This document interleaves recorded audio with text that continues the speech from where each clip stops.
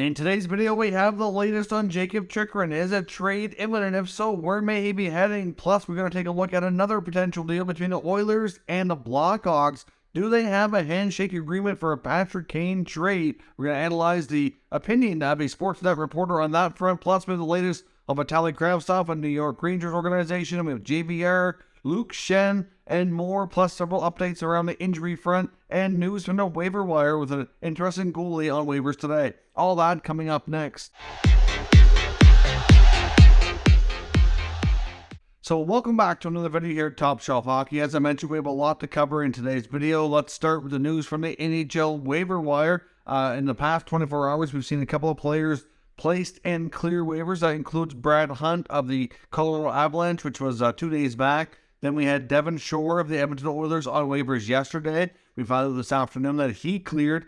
But then today we found out that the Vancouver Canucks have placed goaltender Spencer Martin on waivers. Thatcher Demko was getting ready to return. Many suspected that this might be a bit delayed, given the fact that Demko was expected to go to the American Hockey League on a conditioning stint. That doesn't appear to be happening, at least not right now. So Martin's on waivers for the purpose of being demoted. I would think with a few teams needing goaltenders that there's a good chance he'd be claimed. His stats are not overly great this year. His win-loss record's not good. His save percentage isn't fabulous, but he did have some moments so that he's looked like a good NHL goaltender. And some teams are in kind of desperation mode. One team that comes to mind is Ottawa, who have both of their number one and number two are kind of like a tandem goalies with Cam Talbot and Anton Forsberg, both injured. Forsberg is expected to be out for the rest of the season now.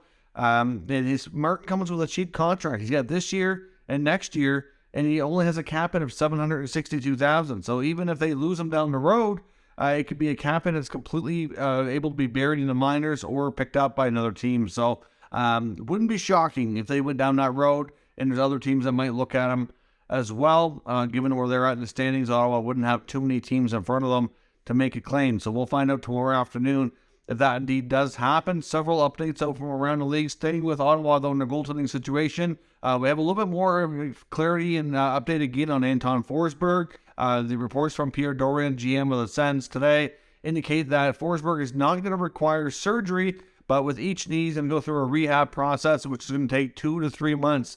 Having surgery on both knees as a goalie in the NHL would probably be very, very difficult, much longer recovery, and could be problematic to his career. So obviously this probably is the route that makes more sense for him. By giving a 2 to 3 month rehab time frame, that's likely going to spell the end of his regular season, of course.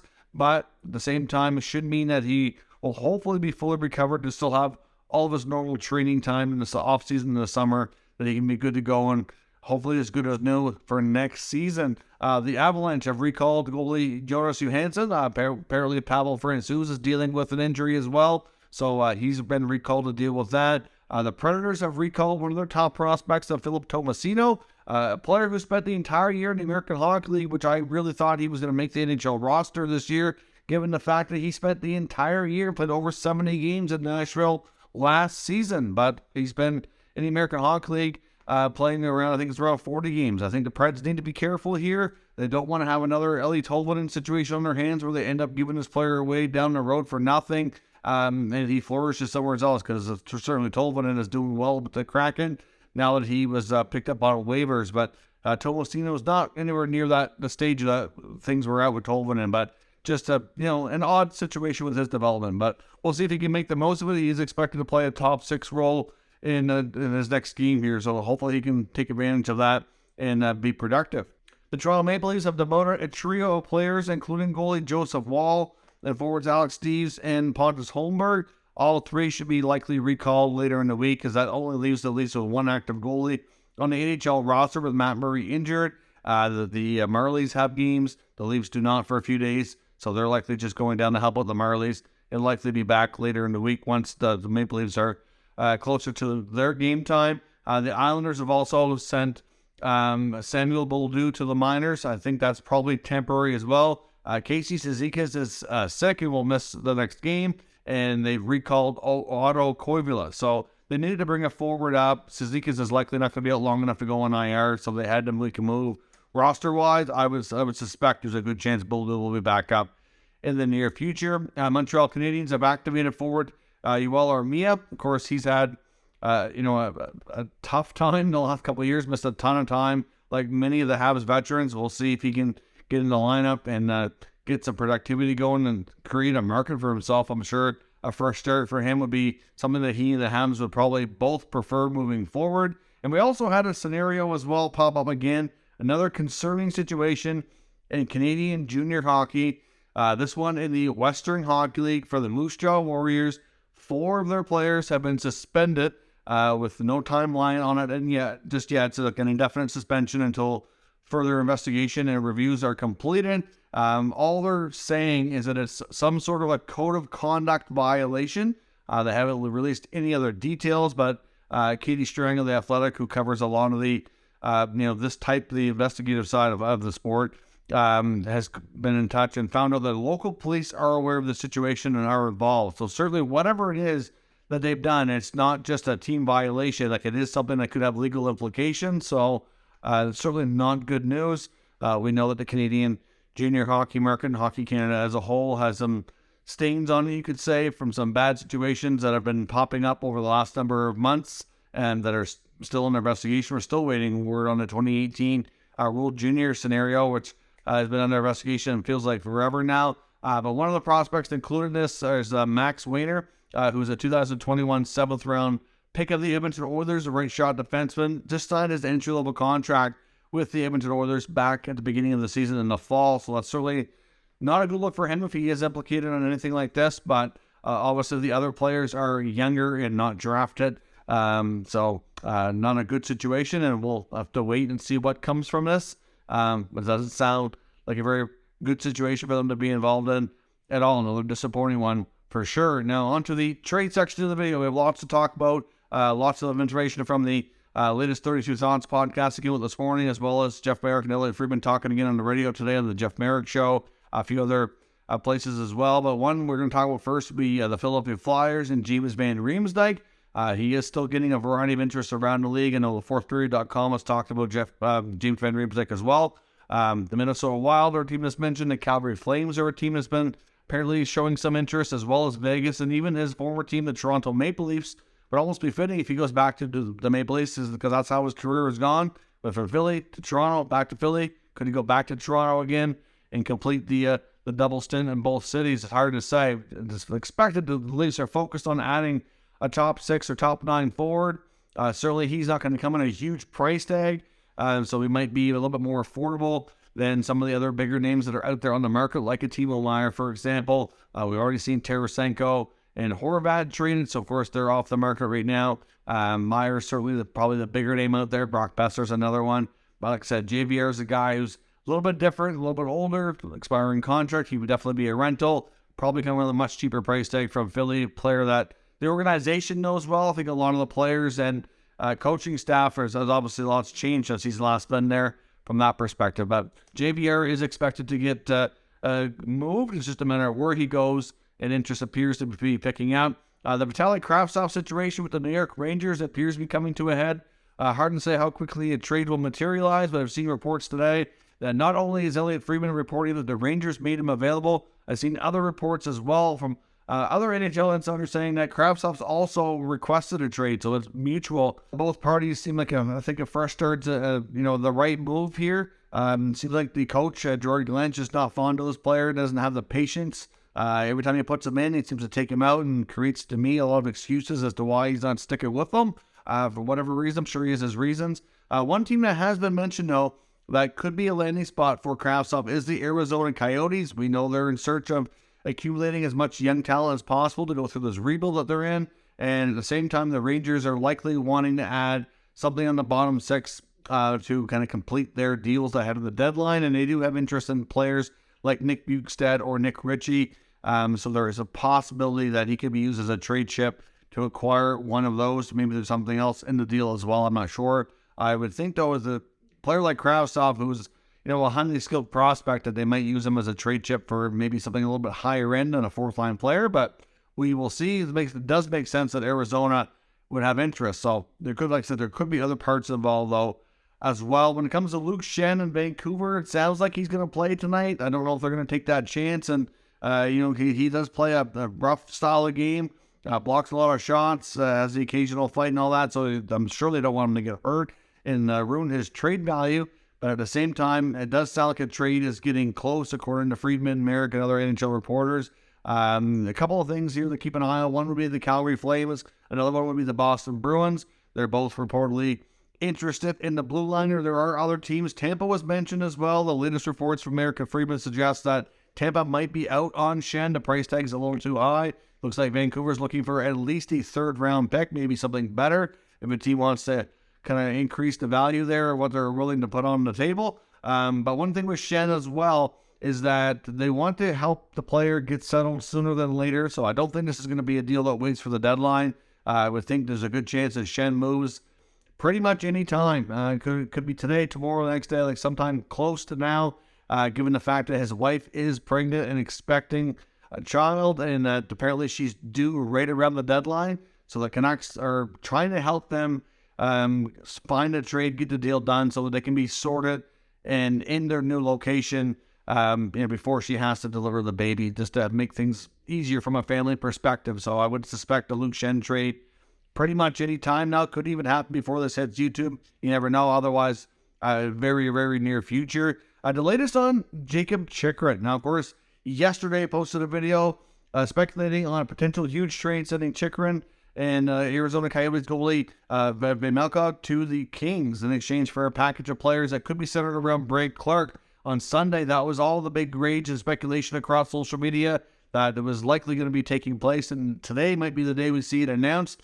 Now that appears to be cooling off. Elliot Friedman reported earlier that there were certainly talks between the two teams, and that LA was the team that seemed to get close, but the Coyotes putting that statement out on their social media accounts saying that Chychrun was being held out due to trade-related reasons might be for a couple of things. One, they're being transparent. They want everybody to know that a deal is getting close. Secondly, it shows that a deal is not done, and that maybe it puts a little pressure on other teams that were kind of in the mix thinking, okay, a deal is close with another team, but it's not done yet. Maybe we should jump back in, adjust our offer, see if we can't snag him here away from whoever else they're talking to, right? Chychrun's a pretty solid defenseman that a lot of teams have had interest in, but the price tag is high. The rumored building block to be going the other way, though, like I said, was Brad Clark, and the LA Kings have denied that, and apparently they've spoken to his agent and Clark himself and told them that he is not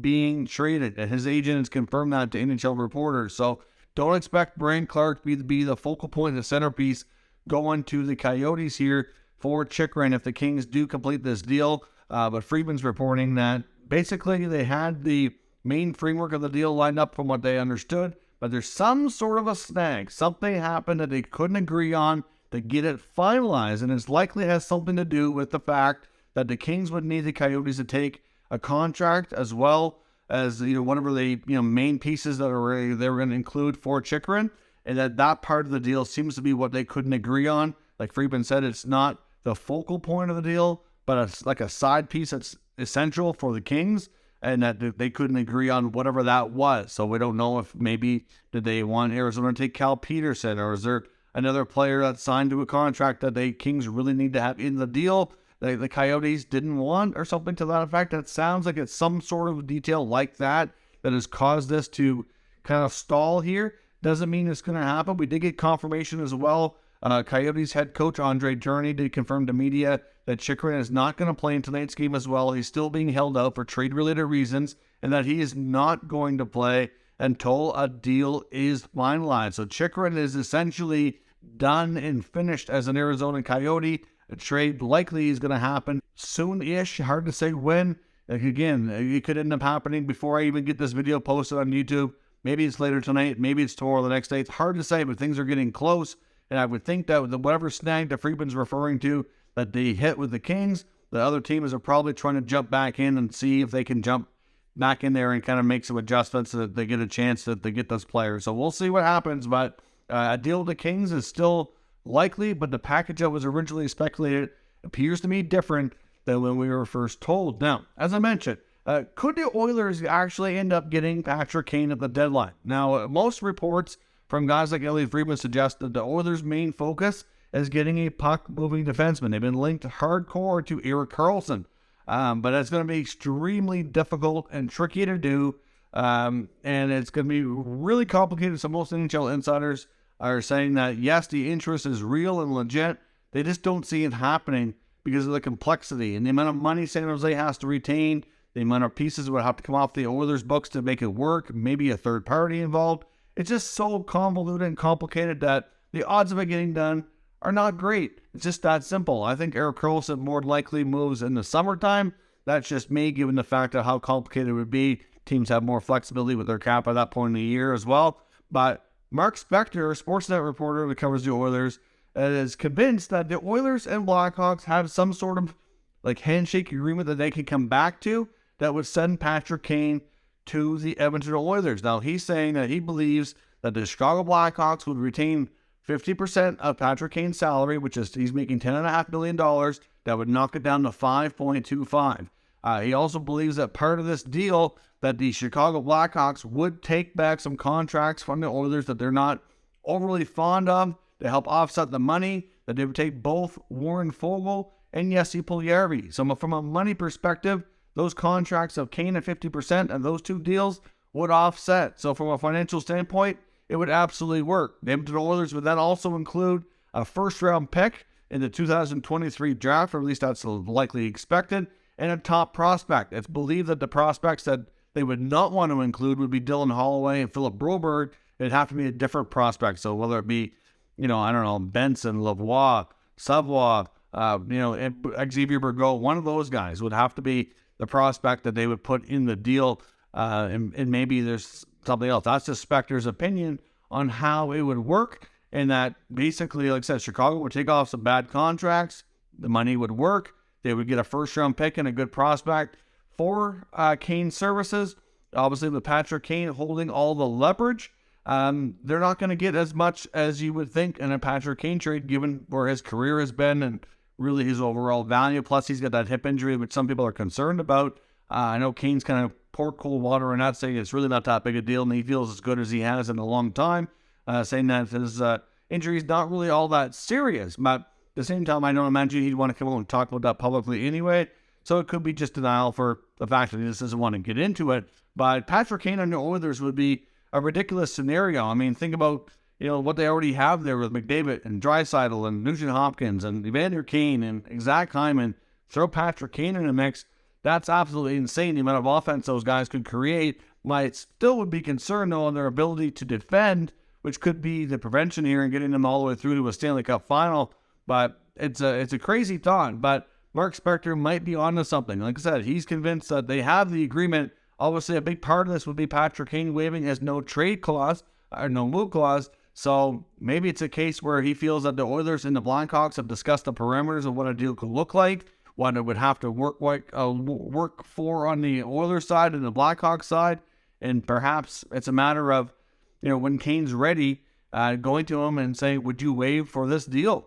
It's just that simple, because we know Patrick Kane and Jonathan Toews are both likely going to get traded if they want to. There appears to be a variety of interest in both players, but, they haven't publicly said that they're willing to waive and go somewhere as of yet. And Patrick Kane has made it known a few days back that, as we get closer, he's probably going to give about 10 days out from the deadlines when he's likely going to be a little bit more transparent with his decision. And that way teams that are interested have time to, continue to talk to Chicago and make their offers, etc., and do their due diligence from there. But could the Oilers land Kane? Do you think there is a potential handshake deal in place they could come back to execute to get him on the Edmonton Oilers for the Stanley Cup playoffs? That's an intriguing scenario. Let me know what your thoughts are down in the comments. We'll discuss further. If you're new to the channel, of course, make sure you subscribe and stick around. We'll keep you up to date with the latest news, rumors, and analysis of all 32 NHL teams. Thank you for watching, and I'll catch you next time.